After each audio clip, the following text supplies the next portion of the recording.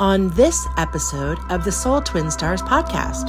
How did you find coming back into your body and back into your earthly life per se, where everything we experience here is quite the opposite of the heaven that you visited? How can your whole life, every event of your life, be involved in a life review that happens during a 10-minute cardiac arrest?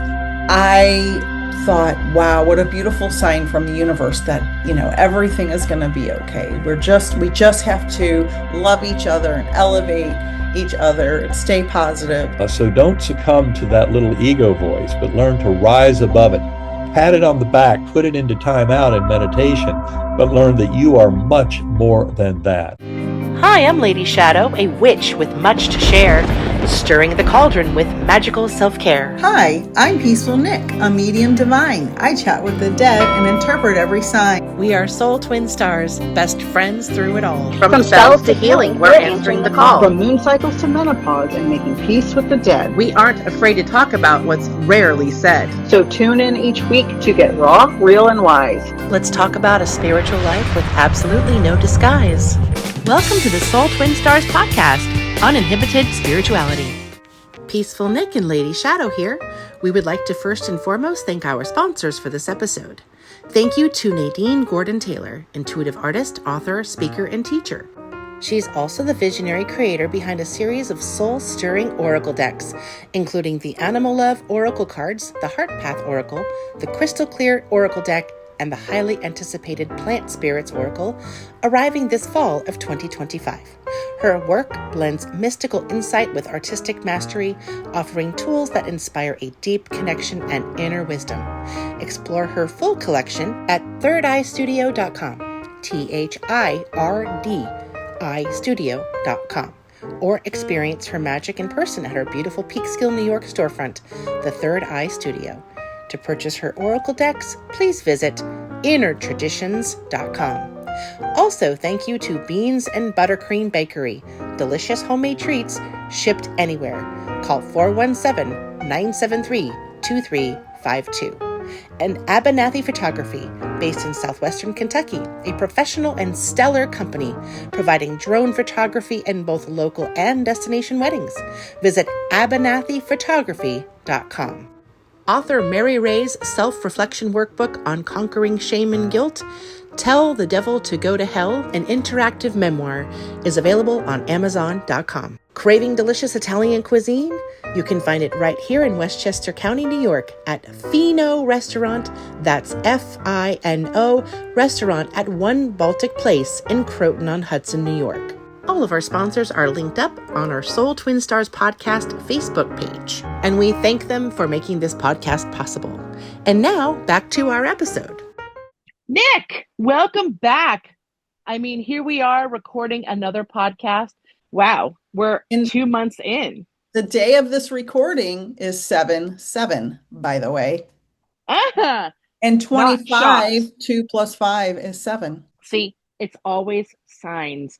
As a spiritual woman and as a witch who's very connected to my Gaia, which is my earth, my organic earth, who I love so much, I'm always looking for ways to not just connect and to manifest that connection, but like you, I'm always testing it and asking and requesting for the connection to show up. That just gives me more faith to go through every day knowing that there's something out there helping and watching and keeping us accountable into our higher selves, right? And our guest today, Eben Alexander, which if you all have not heard, a neurosurgeon that had an after-death experience that was absolutely phenomenal and changed his entire view on life and medicine and physics and spirituality, just ties in the fact that we all need to feel not just connected to each other, but to our higher selves. And when it goes beyond that, that there's a collective of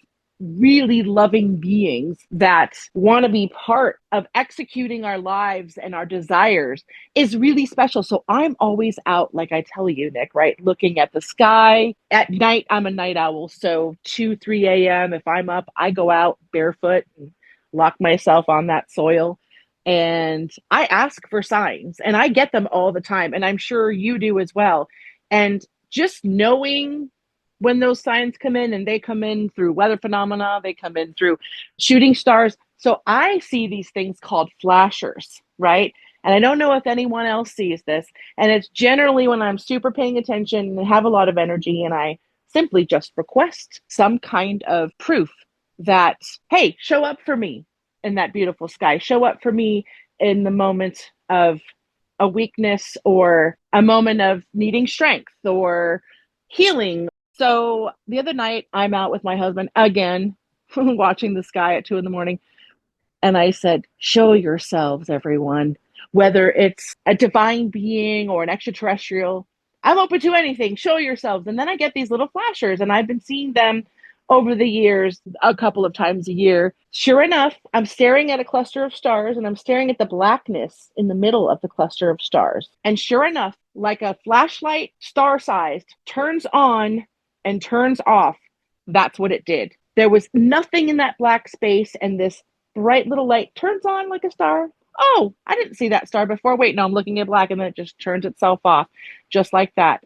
And what the hell is that? I don't know, but I feel like when I ask and I look and I receive, I don't have to know the why or how. I just have to know I'm grateful, and it's clearly something communicating with me from beyond, watching and always guiding. It's amazing. I'm overwhelmed with joy and gratitude, and it just gives me that little oomph to get through the next day or the next week that I know is going to be lots of earthly solutions and problems to be facing. You know how that goes? Yep, there's always something coming, no matter how centered or peaceful or in what meditative state we seem to be in. There's always something else coming up behind it. That's why it's so important to stay grounded and put your feet in the soil like you did and communicate with the universe and ask for signs. It is a beautiful, beautiful way to navigate your life, to realize I have to be prepared in every way I can. And I think it's wonderful that you have those experiences. And you do too. So tell us about your favorite connection to phenomena and weather and all things ethereal. So, yesterday I was having a family day with my youngest son and daughter-in-law, and we were driving, and there had been a storm, and there were some clouds, and in the rear view mirror, my daughter-in-law was like, "Oh my God, Nick, do you see that rainbow?" And I couldn't see it because it was behind us. And I looked in the rear view mirror, and it was the brightest, most vivid rainbow I've ever seen in my life. And it was fully across the sky, Oh, fully. I love those. It was the brightest violet I've ever seen in a rainbow. And I look at the sky all the time. As you were mentioning, I do the same thing. I go outside. If anybody follows my Instagram stories, you see my pictures of the sky constantly. And I actually put some of these on there. And I thought, wow, what a beautiful sign from the universe that, everything is going to be okay. We just have to love each other and elevate each other and stay positive. And I want to talk about what a rainbow is as an analogy to following a spiritual life.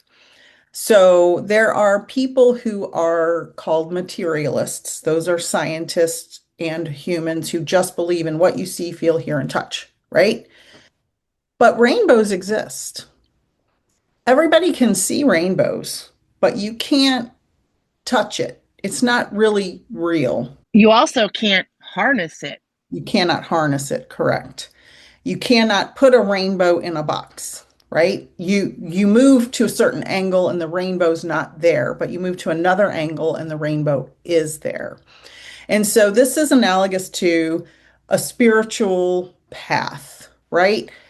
Not everybody can see, feel, hear, and touch a spiritual life.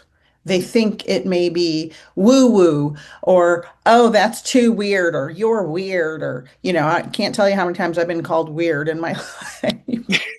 That's a compliment to us. I know, weird people are the best. But so the rainbow is almost like an optical illusion, but our spiritual path is just as real as a rainbow is because you audience or somebody listening who may have some opinions about a spiritual path, you can't see, feel, hear, or touch my spiritual journey, but it is my journey and it is extremely important to me. And it's something I experience.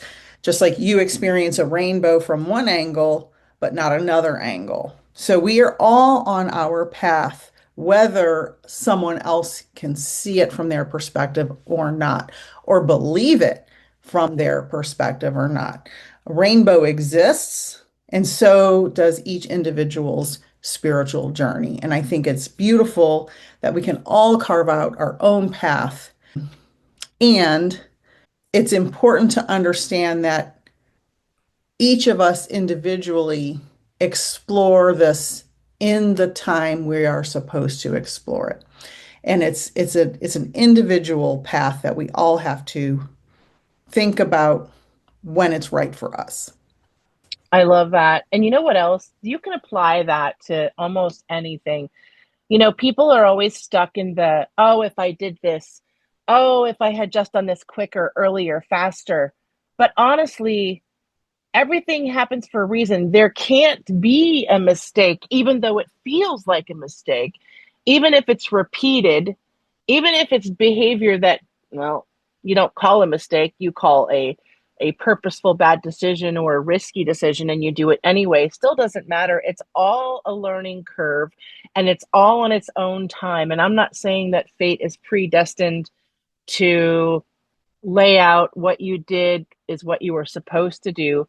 But I am saying that what you choose and what you do is part of the journey, all of it, the missteps and the successes and the timing of things. And if we just trust that even the missteps and the betrayals and the questionings, if we just trust that everything has its right time, there'll be no room for the self-punishment, because now you're already living in the past when we should be living in the present.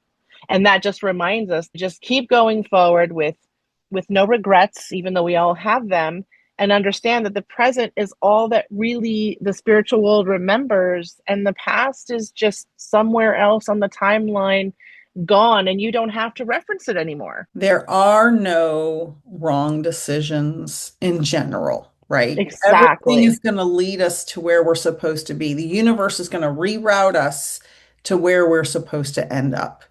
And Yes. that is the nature of our life. That is the choices we made in our soul contract, if you believe in something like that, which we talk about with the incredible, wonderful Dr. Eben Alexander, who is our guest today on the Soul Twin Stars podcast. And I think I hear him knocking. He is here. He is ready. Take it away, Nick. Today, we are absolutely honored to have Dr. Eben Alexander as our guest. Dr. Alexander was an academic neurosurgeon for over 25 years, including 15 years at the Brigham and Women's Hospital, Children's Hospital, and Harvard Medical School in Boston. In 2008, he experienced a transcendental near-death experience during a week-long coma from an inexplicable brain infection that completely transformed his worldview. A pioneering scientist and modern thought leader in the emerging science that acknowledges the primary of consciousness in the universe. He is the author of the New York Times #1 bestseller, Proof of Heaven, The Map of Heaven, and Living in a Mindful Universe. Welcome, Dr. Alexander. We are honored to have you here with us. Well, it's my pleasure. Thanks so much for having me on today. It's great to have a chance to chat with you. Wonderful. I would like you to briefly tell us about your NDE, and then we're going to go into some really interesting questions today. Okay, that sounds great. I'll keep it very brief. The important things to the scientific community and to me as a neuroscientist, neurosurgeon who spent pretty much a lifetime studying the brain-mind connection. The important thing was that my brain was so inactivated by the E. coli bacterial meningoencephalitis that afflicted me for a week, threw me deep into coma for a week, that there really was no place in that brain for a dream or hallucination to happen. It turns out there was a medical case report on my medical records. It was written by 3 doctors not involved in my care, but fascinated by my recovery. And that appeared in the Journal of Nervous and Mental Diseases, September 2018. And in fact, they make the case very clearly that my Glasgow coma scales, the CT and MRI evidence that no part of my neocortex was unscathed, it really calls into question the dominant kind of neuroscientific materialist view that the brain creates consciousness. Because in fact, I had a much richer form of consciousness when my brain was very much inactivated. And that was a very challenging thing to understand. And that's, in fact, when the peer review editors, scientific editors of that journal challenged the authors of that paper, how do you explain his recovery? Because, it's unprecedented in the medical literature to have somebody that ill from bacterial meningoencephalitis to then make a full recovery. They said it's because he had a near-death experience. That was the scientific explanation for why this kind of thing could happen. They knew of other cases of severe illness, like, for example, Anita Morjani, who had an advanced lymphoma, which was cured by her NDE, or Dr. Mary C. Neal, who had an over 30-minute warm water drowning, kayaking in Chile. And, ask any doctor what your brain is like after more than 30 minutes under warm water. It's mush, you're not coming back. And yet in these cases, these deep spiritual journeys seem to be associated with profound healing. Now, in my own case, again, extremely briefly, there were 3 phases I went through: a primitive course, Earthworm Eye View, then a very rich, kind of ultra detailed and ultra real Gateway Valley. That's where I met my beautiful guardian angel, whose identity I only discovered 4 months after my coma. All of that is a story told in Proof of Heaven, but ultimately, it challenged everything that I thought I knew in terms of brain creates consciousness, the conventional view of modern science. And I have to reject that model. It just doesn't work. The brain is not the creator of consciousness. It's a filter. It's a transceiver. It allows access to consciousness and to memory, but it is not the ultimate producer of all that. And this was the deep and profound lesson that I went through, that the modern scientific community is going through because of thousands or millions of these kind of cases. And we come to realize that our soul is eternal, that in many ways we become much more aware when we leave the physical body at the time of bodily death. And so this is where, almost 17 years after my near-death experience, I find myself, and I'm in work with scientists around the world who are studying the depths of kind of these mysteries of human experience, and realizing that we have to have a much bigger model for the nature of consciousness. It appears much more unified. And so that's what I discovered on my big journey. And in fact, I mentioned Earthworm Eye View and then the beautiful ultra real Gateway Valley. But beyond that was a realm that I call the core, which is a complete resolution of all oneness. It's where I came to recognize that my very conscious awareness was directly sourced in that God mind at the core of the universe that, many other near-death experiences have witnessed over thousands of years. It turns out that more than 90% of NDEers come back not only believing, but knowing in a powerful, benevolent, intelligent force at the core of the universe. And I discovered on my journey that it's irrelevant whether you're trying to label that force God or Allah, Brahman, Vishnu, Jehovah, Yahweh, Great Spirit. They all are referring to the same very powerful and yet loving and deeply personal kind of source of consciousness in this universe, that God force. And the rest of the scientific community is slowly kind of waking up to the profound implications of this kind of unity of consciousness, and the fact that the brain is more of a prison or shackles than something that produces consciousness. And that's where the possibilities are greatly expanded in terms of free will, in terms of our influence on our emerging reality. And that was really the main impact of my own near-death experience, was that scientific truth of this kind of broad concept of the unity and connection of mind. That we're all brought together through the forces, binding forces of love. That's ultimately the message of NDEs. It's the highest vibration, it's the highest frequency. And I love that. And as someone myself with a scientific background, working in science, communication, education, and research for over 20 years, I became a medium later in life, shockingly, never expected it to happen. And so I've been on this quest to prove that science proves mediumship is real. And I don't know if quantum physicists are aware that they are proving that the afterlife is real. So I would like to ask you that about exactly what you were just talking about. The universe is more interconnected than classical science, materialist science allows. There's so much more, and how egotistical of us to believe that it's just what we see, feel, hear, and touch, right? There is so much more, and your experience validates that. How do you think quantum mechanics might one day provide a framework for understanding the continuity of consciousness after physical death? Well, first of all, I will point out that there are physicists interested in quantum physics who have definitely come down very strongly aligned with this notion of primacy of mind. One of the first that I know of was Roger Penrose.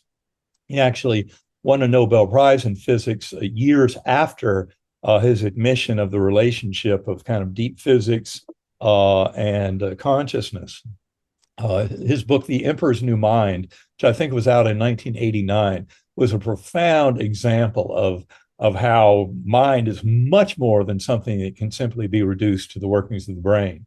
Turns out that in 1975, there had been a wonderful book by a neuroscientist, a neurosurgeon, Wilder Penfield, renowned Canadian neurosurgeon, who had done more work stimulating the brain in awake patients than just about any other neurosurgeon of the era. And that's where the rubber meets the road. That's where you start to really get at phenomenal experience of mental contents compared with what's going on in the brain. And he was stimulating the brain in awake patients. I've done hundreds of those operations myself. So I know exactly how all of that works. I defer to Penfield analysis in 1975 in his book, The Mystery of the Mind, where he makes it very clear that materialist science and neuroscience and all our neurosurgical techniques are far too inadequate to more fully investigate the nature of consciousness. And in fact, he said that he could have a great kind of knowledge and belief and knowing in kind of the spiritual nature of humans through his own experimentation that proved that you cannot reduce all this to the workings of the brain. And that's what opened up this much richer discussion. But sadly, the world was not ready for that deep message in 1975. And they certainly were much more ready when I wrote the book Proof of Heaven in 2012. And there's a group of scientists around the world. I mentioned Roger Penrose. There are several others of note. Meningitis is one. Bernard Carr, who is Stephen Hawking's last kind of doctoral candidate. And Bernard Carr is a brilliant physicist, but he's worked deeply with higher dimensional realities, which is a wonderful way to start approaching these different mental spaces and how they intersect with our presence in these physical bodies, but show an extension of knowledge, telepathy, remote viewing, the mediumistic readings. To my knowledge, these have all been proven beyond any reasonable doubt scientifically. And so this primacy of consciousness is something that many scientists certainly get. And I would say in many ways, quantum physicists were the first people to recognize that what we were trying to call this mental experience, or kind of the epistemological experiencing of an ontological world out there, was not so simple as to simply say that the mind results from the workings of the brain in the physical world. That didn't work.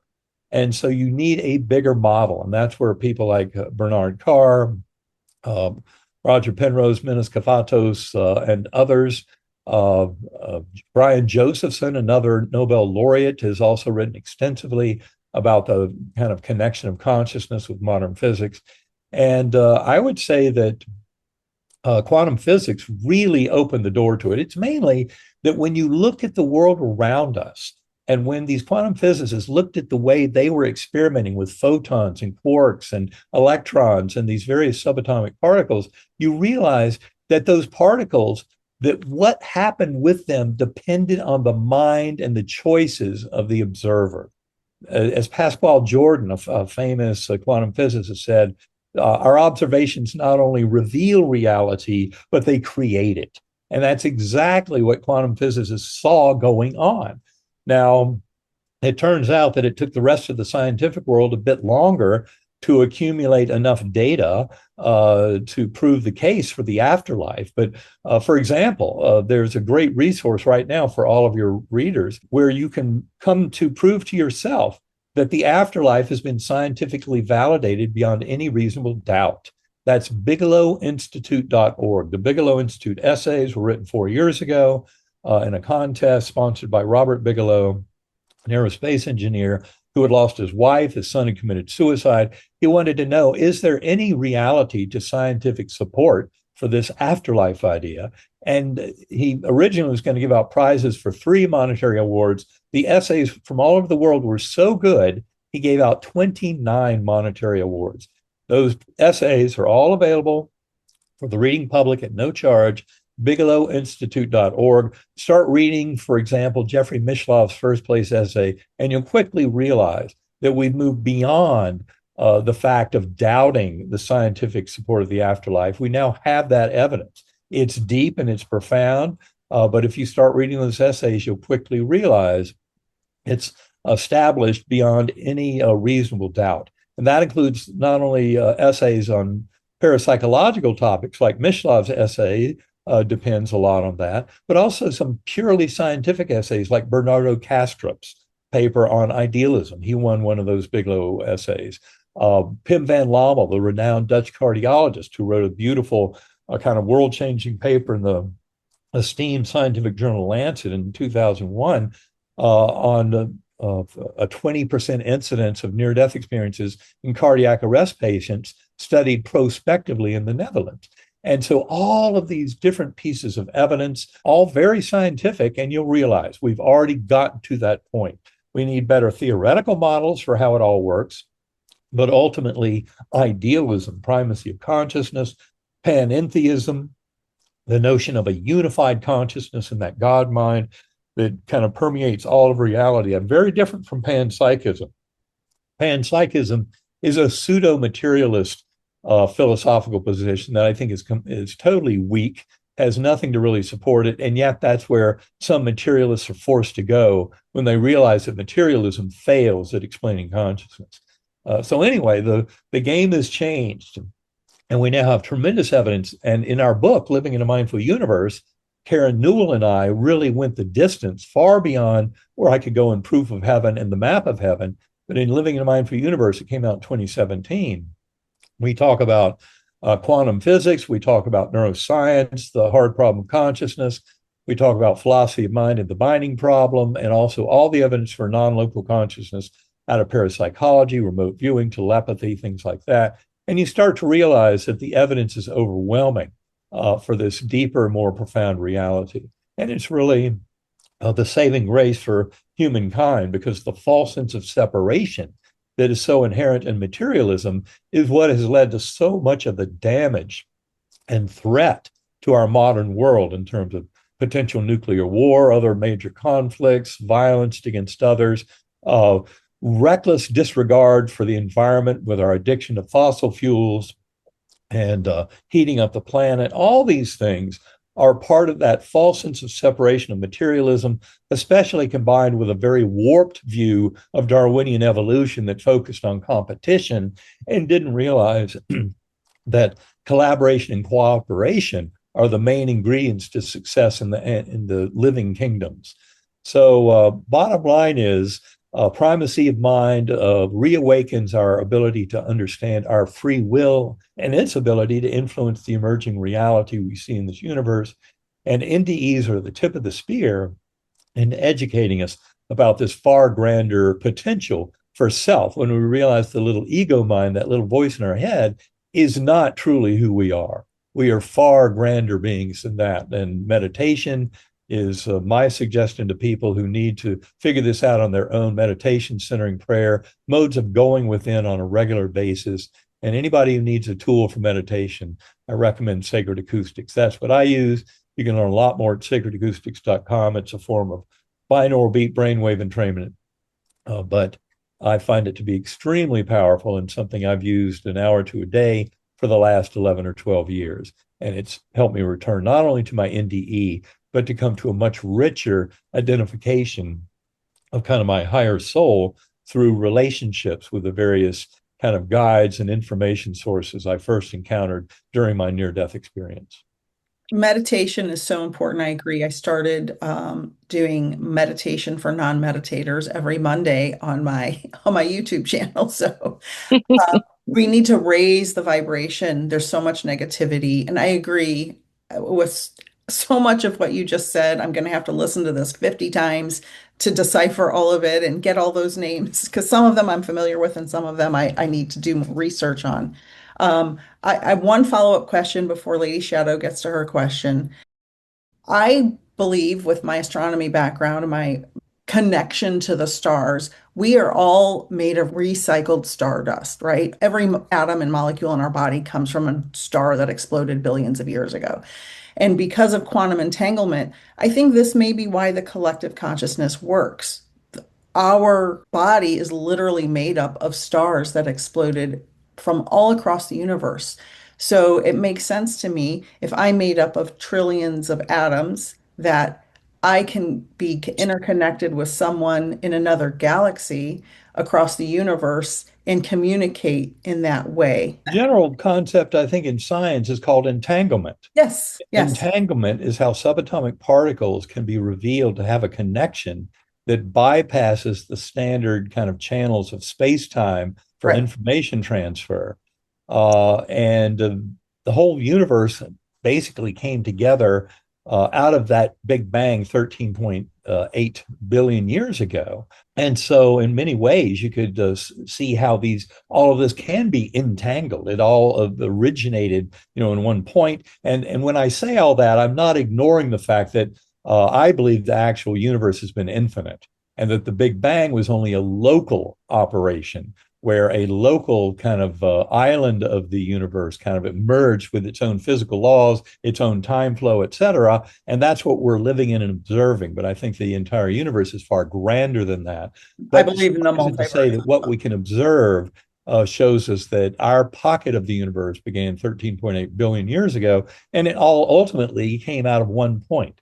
So to surmise that things are entangled is certainly a great possibility. Now, many physicists would complain because they would say that to preserve information content in a quantum system, decoherence is a big problem. And that's when the quantum system becomes, interactive with other things around it. And like, especially in the warm, wet brain.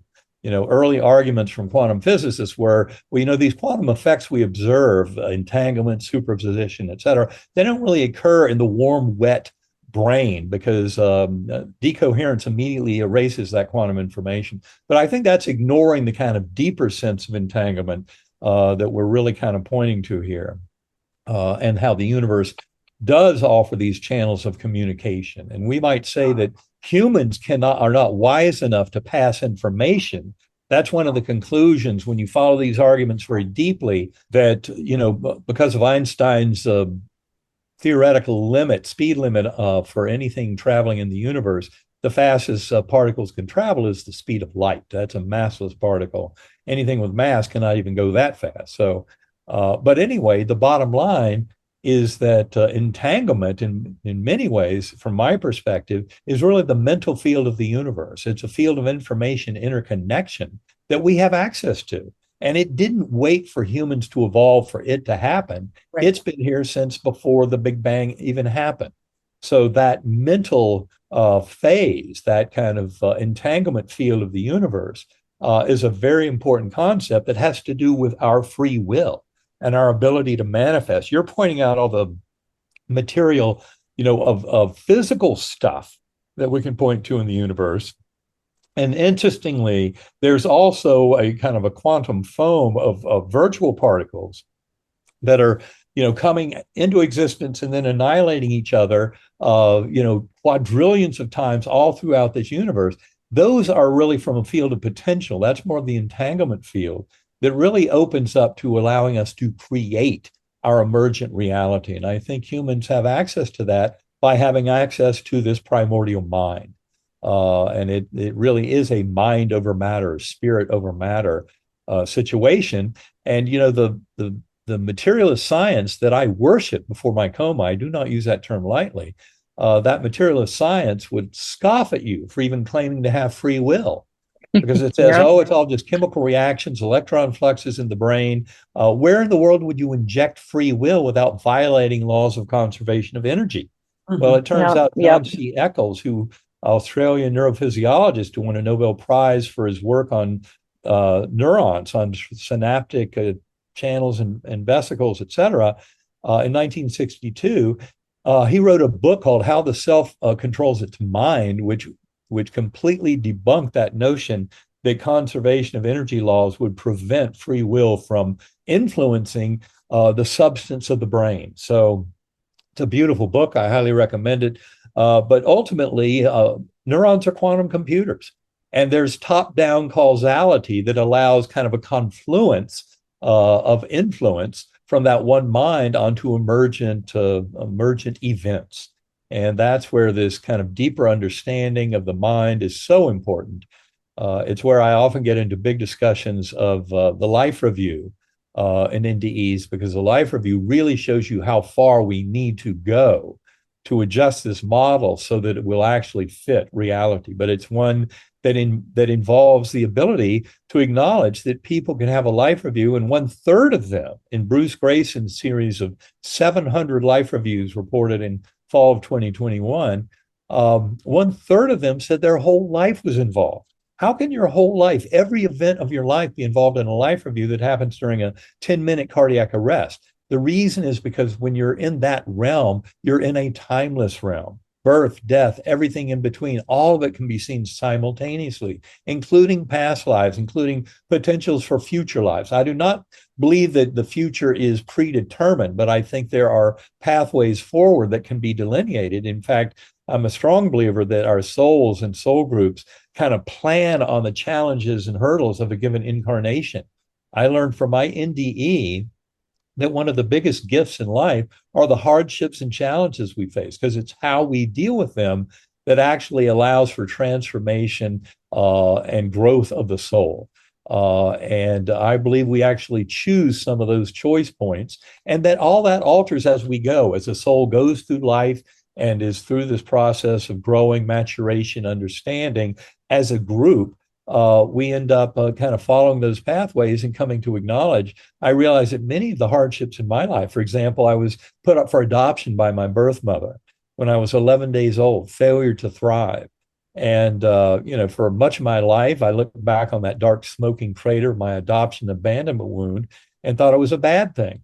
But in my NDE, especially with finding out the identity of my guardian angel, that was an absolute mind blower. I didn't even figure that out until 4 months after my NDE, as is explained in the book Proof of Heaven. But what an incredible kind of revelation that was. And it brought me back together. And I gained healing from that abandonment wound from my mother. Now, I'd met my birth family a year before my coma. I found out 8 years before my coma that my birth mother and father had gotten married. I cannot tell you what a shock that was. That story is all there in Proof of Heaven. But it sent me into a dark night of the soul, because the way that story that my birth parents had gotten married and had 3 children got to me was during a 2-minute phone call to a social worker, who then said, but it's not a good time to come back in their lives because your younger sister died 2 years ago. That was in 1998. So it was therefore not a good time. They were still grieving her loss. Anyway, all of this is a very big story to point out that the challenges and difficulties in life can be tremendous gifts. And it's how we learn to adapt and accept all that we can really grow into that knowing. Thank you so much for your insights, Dr. Alexander. This is absolutely fascinating. After having undergone and experienced everything that you did in a world that was filled with beautiful, unconditional love, perfection, and complete self-acceptance, how did you find coming back into your body and back into your earthly life per se, where everything we experience here is quite the opposite of the heaven that you visited. Here, the ego rules all of our decisions, all of our emotions. And I just want to know how you dealt with getting back into the body and finding that unconditional love again here when you were revived and back to your 9 to 5. And how did you apply a new balance of living, whether it was to your career, your friendships, your relationships? I mean, it must have been really tough. Well, I can tell you it's been a long, steady process, and it doesn't all happen with the near-death experience because it often takes you decades to assimilate and kind of bring in the new knowledge of an NDE to be reflected in the way you live. So it's been a slow, steady, kind of gradual process, although parts of it were very sudden and complete. Like my knowledge of the oneness of mind and over the connection of the binding force of love. Those things were very clear at the outset, but then making sense of them in kind of my scientific mind view is what has been kind of the stepwise and slow and steady program. And that's what has also involved a lot of meditation. As I said, try to meditate an hour or two a day. And I use differential frequency brainwave entrainment, as I mentioned, the binaural beat brainwave entrainment of sacred acoustics. And we discuss in our book, Living in a Mindful Universe, a lot about that technique and specifically why it seems to be so powerful, that it's inducing this very powerful left-right oscillation of signal in the lower brainstem. That's how binaural beat brainwave entrainment works. And my first introduction to it was through an article in Scientific American by Gerald Oster. It's called Auditory Beats in the Brain. It's from the early 1970s. And that article I read within about 2 years of my coma, and it made it clear that there were neurophysiologic techniques to kind of shake consciousness free from the normal mode of self here and now into a more timeless zone of the spiritual realm, kind of like hypnagogia, the space between awake and asleep. But this is about intentionally getting to that space, to that kind of vibratory level, where that little voice in your head, as Michael Singer calls it in his book, The Untethered Soul, he calls that voice in your head the annoying roommate. That is the label I want you to keep in mind. That is not your consciousness, not your soul. It's only a parlor trick that's vaguely related to a deeper understanding of the oneness of mind and this connection that we share as higher souls with our fellow beings. And so a lot of the work has involved meditation and coming to deeper realization. I often do a lot of what I call higher soul to higher soul work, which is if I have some kind of conflict or interaction ongoing with somebody else or with some other souls, I go into a higher soul to higher soul mode in deep meditation and try and come out with the best win-win situation for all involved. And it's really always trying to come up with a higher good and not just following the nonsensical demands of your ego, which is deeply tied to things like addiction and life-wrecking phenomena. So don't succumb to that little ego voice, but learn to rise above it, pat it on the back, put it into time out in meditation, but learn that you are much more than that. And that's what we can come into knowing. And that much more is something that involves all of us getting along. It involves putting to work the binding force of love. I often say that deep in the world of NDEs, with NDEs serving as the tip of the spear, is the golden rule. Treat others as you would like to be treated. That's written into the very fabric of the universe in the form of these life reviews. I mentioned earlier that Bruce Grayson, he's a skeptical psychiatrist who studied NDEs for the last 45 years. And in an article he wrote in Journal of Near-Death Studies in the fall of 2021, he talks about 698 life reviews from his thousands of NDE cases. And I said earlier, 1/3 of those people had their whole life involved in the life review. That's a big piece of data right there, that it's not just this is some hallucination or dream state. No, it's not. And not only that, but something like 3/4 of people describe the events, for one thing, as more real than normal earthly events, but also, even more importantly, that they were experienced from the perspective of all involved. So when you have your life review, if you've been handing out pain and suffering to others, been greedy or selfish, in the life review, you're on the receiving end of that. And you see that it doesn't feel so good. And you have to do that for every soul that was impacted by this. So, and if you think that's not possible, you just don't understand what that meant when 1/3 of these people said their entire life was involved in the life review. But the fact that 3/4 of them are harping on the fact that it's from everybody's perspective. If you've handed out a lot of love and kindness and compassion to other beings, that's what comes back to you in your life review. And it's pretty much a green light to move forward in your next lives and incarnations, plans with your soul group, etc. But if you kind of fail miserably and your life review is filled with kind of the trauma and badness you've handed out to other people, you kind of have to go back to square one and go through a lot of those same issues in your next lifetime. I'd rather make progress. And I think most of us would. So acknowledging this kind of bigger reason for existence. Thank you for that. And continuing on that note, some people think that the light is a soul trap. It's not what we think it is. They think it's a coercion by beings on the other side to encourage us to keep reincarnating based on showing us the life review, only to convince us that we aren't whole as we are. We aren't complete, that we need to continue to suffer over and over again every lifetime in order to pay some kind of, I don't know, karmic debt. But in reality, we know that every time we come down and live a life, we're not going to do it perfectly. No matter how good of a person we are, we will still make mistakes, we will still hurt people, whether accidentally or on purpose, and we'll never live a perfect life. So my question is, if the standard of getting off of the earth plane is good behavior, a better life review than the last, can we just simply opt out of coming back here? Can we just say, no thanks, I want to stay with you all. I feel better up here. Did you feel like you had free will to say, I'd like to go back or I'd like to stay? And was there any coercion? Was there any guilt? Or was there a higher voice or source telling you what you had to do? These were your instructions. Well, I think I never really kind of finished the details of the end of my NDE. What happened was I was told every time I entered that core realm, that realm of complete oneness, a resolution of all dualities, where I recognize the source of my very conscious awareness as being that God force. And every time I entered that core, I was told, you're not here to stay. We'll teach you many things, but you'll be going back. And then I would cycle back through, starting again at that earth were my view. And by remembering the musical notes of the melody, I could always conjure up the light portals that took me to higher and higher levels through the Gateway Valley again, always with that beautiful guardian angel on the butterfly wing, the spiritual guide who was so important, especially when I found out her true identity 4 months after my coma.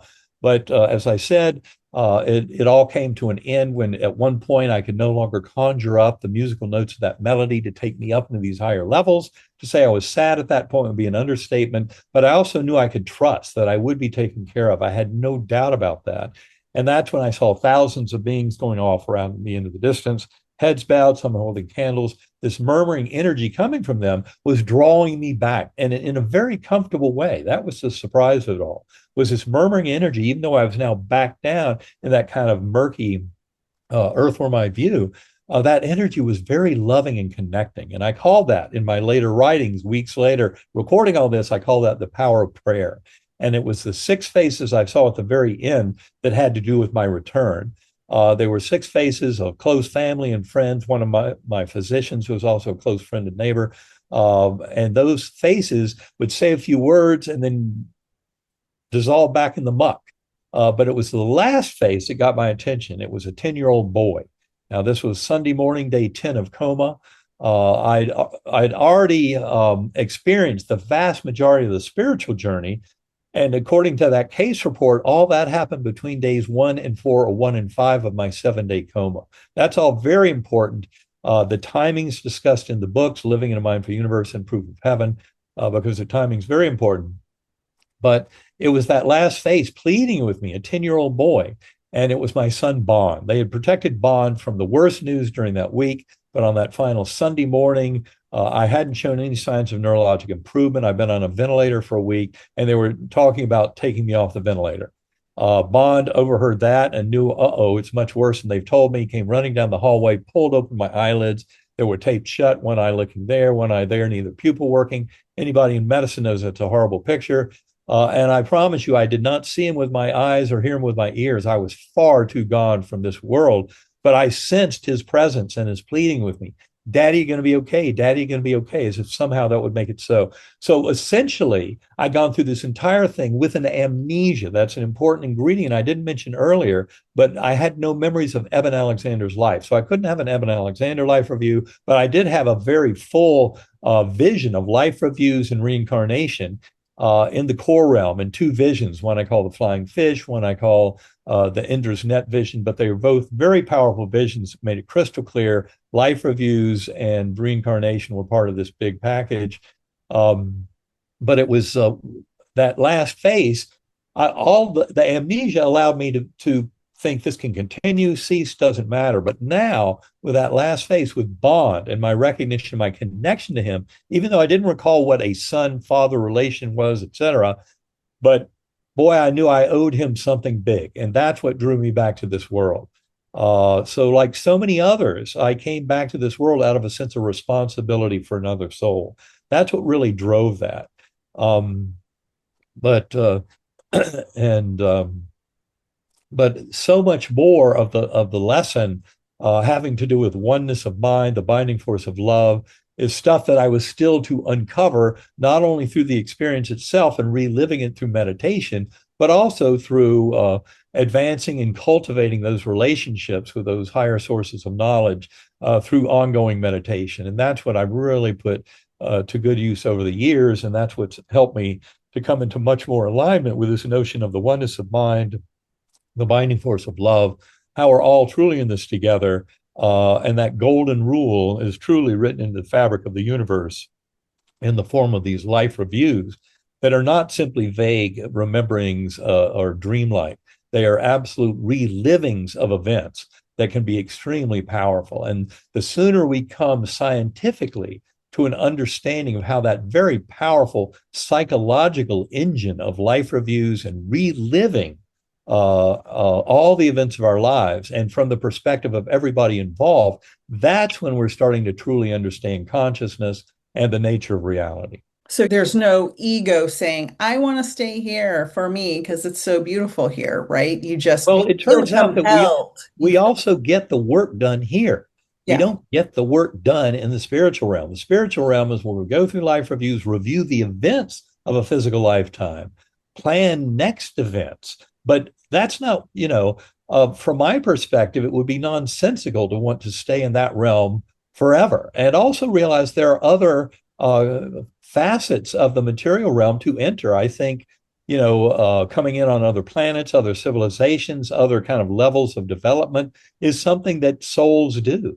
So we're not limited locally to this Earth existence, although a lot of kind of reincarnation patterns are very similar. They're the village down the road or that kind of thing. Right. And that's where my question was headed is, if not here, then perhaps we could learn in another civilization or, like you said, another realm, only because Earth tends to have a lot of suffering here, and some of it unnecessarily, some of it by choice, and some of it not by choice. And I think that the hope that when we carry over and visit our guides and beings in a more peaceful, restful place, that we can kind of plan for the next round to be something maybe a little less traumatic than a previous life. And I guess that's why we keep going and experiencing ourselves that way. I think that's certainly an option, but I've also been amazed at what people look back on as a hardship that then becomes, wow, I'm so glad I went through that because that's what gave me this incredible soul growth. So in other words, I think we're a lot more resilient than you sometimes hear, especially in a very ego-besotted and narcissistic world, which is kind of what this materialist world has degenerated down into. And it's one of the reasons why, I used to look at the 20th and early 21st centuries, these remarkable examples of great scientific wisdom coming to the fore. Well, that's all true to some degree. I mean, when you look at science over the last 150 years, contributions to medicine and healing, contributions to communication, transportation, all of that has been quite remarkable. But there are also there's a dark underbelly to our science. I mean, the very fact that we're now sitting under the dark umbrella of nuclear weapons in a possible World War III, which would be totally unwinnable and unsurvivable, is just insanity that we've gotten to that point. Also, the kind of greed that has allowed scientists, for example, in the oil and coal industries, to pretend that they don't understand one of the most basic principles in science, which is that greenhouse gases like carbon dioxide will heat the planet. I can show Yeah. you a paper from 1912 where a scientist said if we keep burning wood and coal the way we are, the planet will heat up. It will become unlivable. That was known, more than a century ago. And yet, the stupidity of greedy scientists who tell a lie, basically to support the fossil fuel industry, is what's getting us into so much trouble. So it's that Yes. greed, and it's also kind of the power of modern science. We keep thinking the specialist is going to come rescue us from our own insanity. Well, that's not necessarily true. That's why we need to be the ones to take charge of how this planet works and how resources are used, and quit pretending that we have an infinite piggy bank in the form of planet Earth to just keep ripping resources away and expect that life will be just fine. We have to respect the balance and the symmetry of existence. And that also means not being so demanding about our energy and burning all these fossil fuels and heating the planet up. I mean, the Middle East will be unlivable in the summertime in the next 10 or 15 years. They'll have daytime temperatures in the 140s. So it's not going to be livable. And the same thing in the American West. And the fires will get worse, the floods will get worse. And only a flaming idiot is blind to the ravages of ongoing climate change and how it's destroying this planet. Millions of species are threatened with extinction through the ignorance and aggression of one species, Homo sapiens. Sapiens is wise, but I would say, looking at this picture, we're not entirely wise. But with this kind of evolution of consciousness I'm talking about, that's where I hope we will truly come into wisdom and truly become the stewards of this planetary system that we were meant to be. I taught environmental science for many years, and I often told my students, we're not destroying the earth, we're destroying the ecosystems humans depend on to survive on this earth. The earth will be fine until the sun swallows it up in 5 billion years. There will be life here, but it's probably not going to be us if we continue down this track. So I agree with that completely. It's ego, it's selfishness, it's money grabbing. It's a whole, that could be a whole other podcast. Yeah, well, especially with the advent of AI and the Right. energy demands of AI. I mean, basically, you do a Google search, that's one thing. If you then do Chat GPT of the same question, it costs 10 times as much energy. So we really aware of that. We need to be much more cautious of AI and where we're letting it lead us. I mean, right now it's more artificial stupidity than anything. It's hallucinations and things like that are just ridiculous.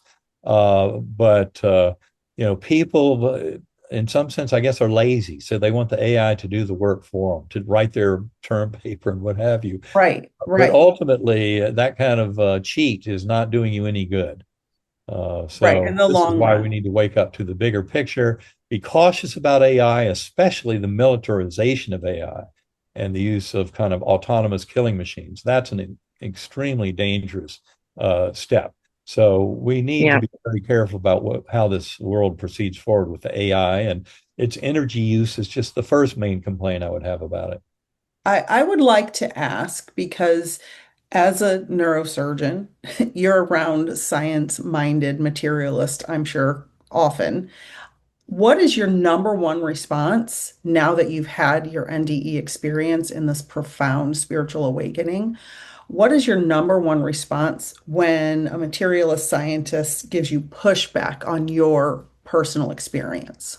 I simply remind them that I went through this extraordinary experience. And then when doctors who were fascinated by that recovery that seemed miraculous to them went deeply into my medical records, they discovered, this was not just some vague, superficial dive into the coma world with, a little case of meningitis. This was a absolutely should have killed me dynamite case of E. coli bacterial meningitis.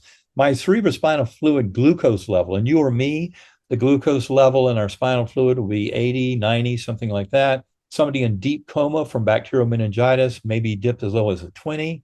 My glucose level went to 1.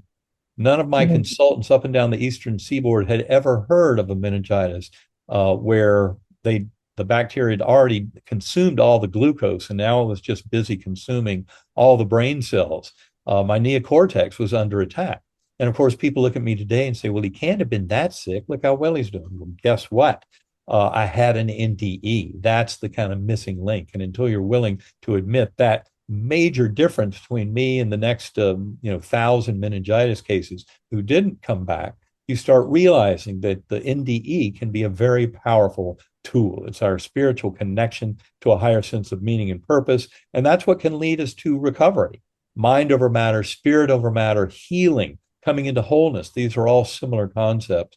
And that's what I do these days, working with nursing and physician groups, et cetera, talks to all brands of scientists, all different specialties, et cetera, is trying to help them come to this deeper understanding of how we all have the power to kind of manifest the world of our dreams.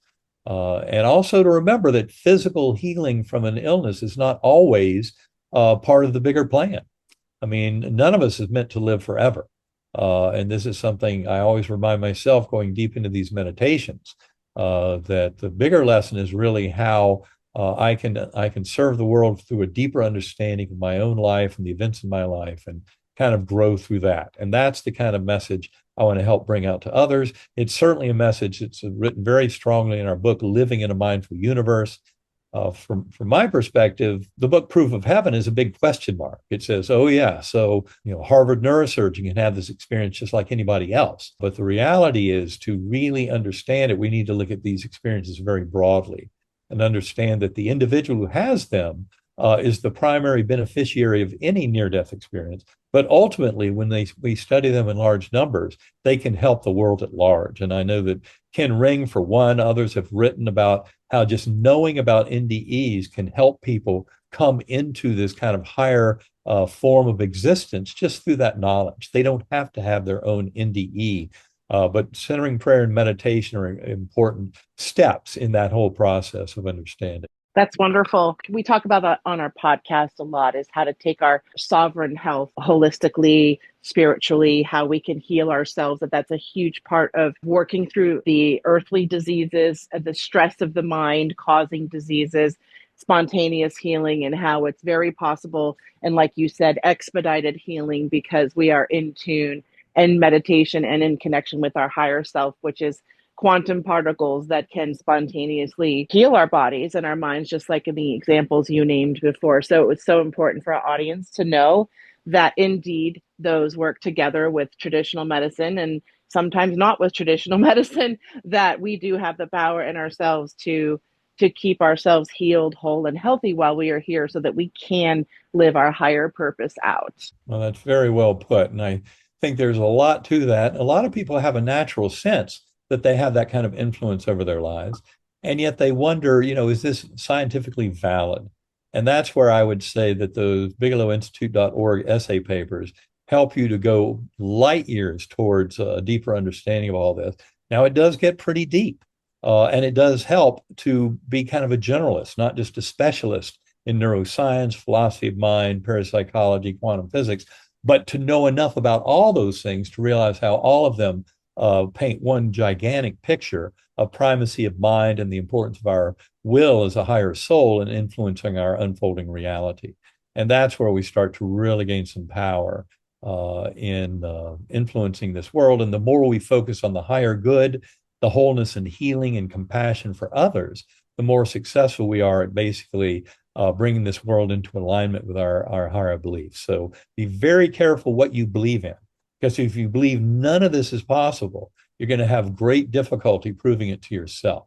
But once you recognize the possibilities and start to realize how all this works through mental manifestation, then focusing on the higher good for all is how you start to achieve the goals of your soul journey.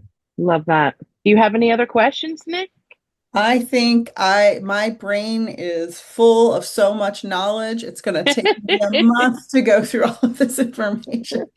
I am so grateful for you spreading this information throughout the world, accepting our invitation to appear on our podcast.